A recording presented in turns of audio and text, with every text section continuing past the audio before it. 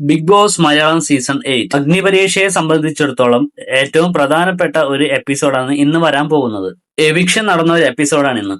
ഒരാളല്ല, ടോട്ടൽ 4 പേര് ഇന്ന് എവിക്ഷനിൽ നിന്ന് പുറത്തായിട്ടുണ്ട്. Aradhya Big Boss Malayalam season 8ലേക്ക് കടക്കണമെന്ന വലിയ മോഹമായി അഗ്നിപരീക്ഷയിൽ മാറ്റിവെക്കാനെത്തിയ 18 വയസ്സുകാരിയാണ് ആരാധ്യ. കരഞ്ഞുകൊണ്ട് സ്റ്റേജിലേക്ക് എത്തിയ ആരാധ്യ തിരിച്ചു പോകുന്നതും കരഞ്ഞു കലങ്ങിയ കണ്ണുകളുമായിട്ടാണ്. 40ഓളം പേർ മത്സരിക്കുന്ന ഈ വലിയ കടമ്പയിൽ വിജയികൾ എണ്ണാവുന്നവർക്ക് മാത്രമേ സീസൺ 8ലേക്ക് എന്തായാലും യോഗ്യത നേടാനാകൂ. എലിമിനേഷൻ ഒക്കെ പിന്നെ ഇതിന്റെ ഭാഗമാണ്. കഴിഞ്ഞ ദിവസം തന്നെ നടന്ന ടാസ്കിൽ അവളുടെ ടീം പരാജയപ്പെട്ടതും അവളുടെ പ്രകടനത്തിന് ജഡ്ജസ് തൃപ്തരല്ലതും നല്ല രീതിയിൽ വ്യക്തമാക്കിയിട്ടുണ്ട്. ഇതൊക്കെ തന്നെയാണ് ആരാധ്യയെ പുറത്താക്കാൻ അവർ കാരണം പറഞ്ഞതും. ആള് ആദ്യമേ സ്റ്റേജിൽ വന്നത് കരച്ചിൽ കൊണ്ടാണ്. പിന്നെ കരച്ചിൽ കൊണ്ട് ആൾക്കാരുടെ മനസ്സിൽ ഇടം പിടിക്കുക എന്നത് നമ്മൾ കഴിഞ്ഞ പല സീസണിലും കണ്ടതാണല്ലോ.